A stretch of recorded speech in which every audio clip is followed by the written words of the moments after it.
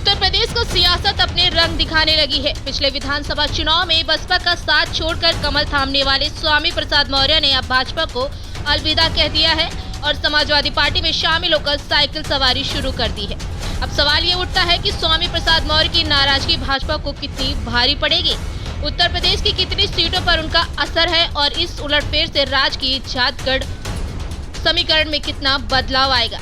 स्वामी प्रसाद मौर्य गैर यादव ओबीसी समुदाय का बड़ा चेहरा माने जाते हैं। यह कुशीनगर का पडरौना विधानसभा सीट से विधायक हैं, लेकिन उनका प्रभाव रायबरेली, ऊंचाहार, शाहजहांपुर और बदायूं तक माना जाता है।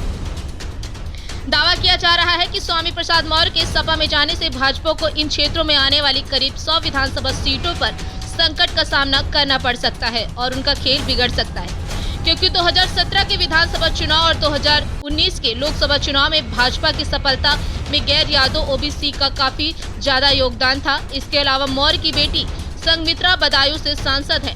ऐसे में स्वामी प्रसाद मौर्य को उसका भी फायदा मिल सकता था।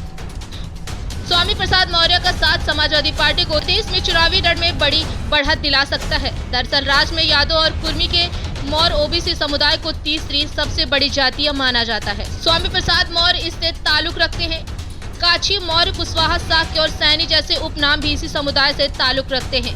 आबादी के लिहाज से भी देखें तो उत्तर प्रदेश के 8% लोग इस समुदाय से ताल्लुक रखते हैं। वहीं वोट बैंक के आंकड़ों पर गौर करें तो उत्तर प्रदेश में सबसे बड़ा वोट बैंक पिछड़ा वर्ग ओबीसी माना जाता है।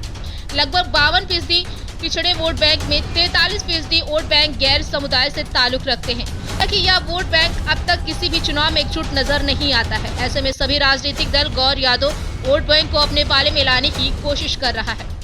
राजनीति जानकारों का कहना है कि स्वामी प्रसाद मौर्य को अपने खेमे में लाकर अखिलेश यादव ने मास्टर स्ट्रोक चलाया है। दरअसल वह काफी समय से पिछड़ों में एकजुट करने की मुहिम चला रहे थे। दावा किया जा रहा है कि ताल्लुक रखने वाले कई और विधायक भाजपा का दामन छोड़कर सपा का साथ दे सकते हैं, जिससे अखिलेश यादव को गौर यादव वोट भी अपने ओर खींचने में मदद मिल सकती है। दरअसल समाजवादी पार्टी को गैर यादव वोट के लिए काफी समय से बड़े चेहरे की तलाश थी। स्वामी प्रसाद मौर्य के आने से इस तलाश भी पूरी होने की उम्मीद जताई जा रही है। बात अगर राजनीति की हो तो उसमें मौसम विशेषज्ञ का जिक्र न हो, ऐसा होना नामुमकिन है।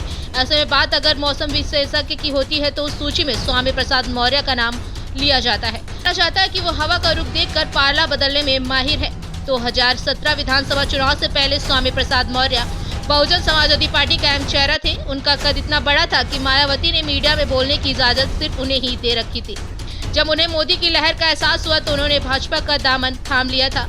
बसपा से पहले वो जनता दल का भी हिस्सा रह चुके हैं।